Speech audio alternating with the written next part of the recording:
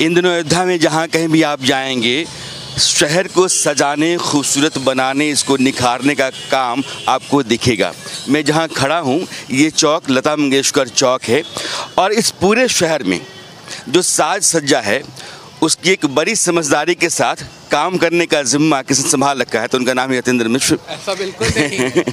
आप भारतीय साहित्य, संगीत, संस्कृति के बहुत अच्छे जानकार हैं, अच्छे मित्रों में हैं।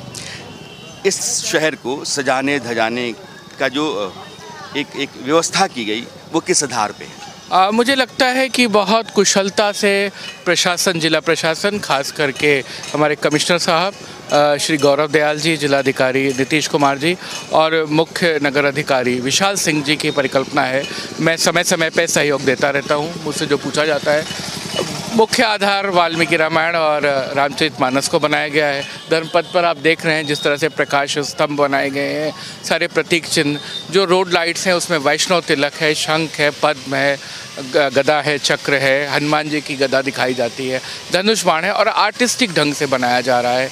और वॉल बनाई जा रही हैं जिसमें पूरी राम कथा उकेरी जा रही है, राम के जन्म से लेकर के उनके अयोध्या आगमन तक की। ये जो दिवाली को सड़कों पे बन रही हैं, सब तरह के म्यूरल वर्क है, आर्ट वर्क है, टेराकोटा वर्क है, वुड वर्क है, ब्रॉन्ज वर्क है।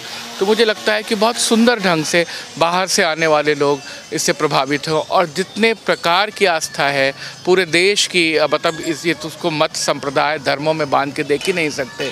तो श्री राम का जो एक मर्यादावान चरित्र है, जो उनका एक त्यागमय रूप है, जो उनका एक वनवासी रूप है, जो उनका एक योद्धा का रूप है, जो उनका एक विनयी बालक का रूप है, एक आज्ञाकारी पुत्र का रूप है, बहुत ही सहृदय भाई का रूप है, वो सब दिखाने की कोशिश की जा रही है। और मुझे उम्मीद है कि बाहर से आने वाले आगंतुकों को, श्रद्धालुओं को, राम भक्तों को और जो भी दर्शक के रूप में आएंगे या एक उसको पिलग्रिमेज के रूप में देखेंगे, उनको अच्छा लगेगा।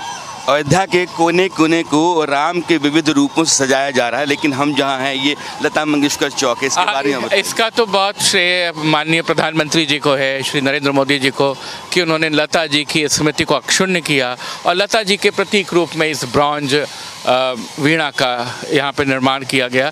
इस सरोवर में 92 कमल पुष्प हैं जो 92 साल की उनकी उम्र को दर्शाते हैं। 6 फरवरी 2022 को लता जी का देहांत हुआ था और 28 सितंबर 2022 को जब मृत्यु के बाद पहला जन्मदिन पड़ा, तो इस समय ये लता मंगेशकर चौराहा अयोध्या में लोकार्पित किया गया। मैं बहुत गौरवान्वित हूँ इसलिए भी कि लता जी का आशीर्वाद मुझे मिलता था। जब कभी मर्यादा पुरुषोत्तम राम का जिक्र होगा और उनकी इस नगरी का उल्लेख होगा तो फिर स्वर कोकिला लता मंगेशकर भी उस दौरान कहीं न कहीं आएंगी और यह चौक उसका प्रतीक है।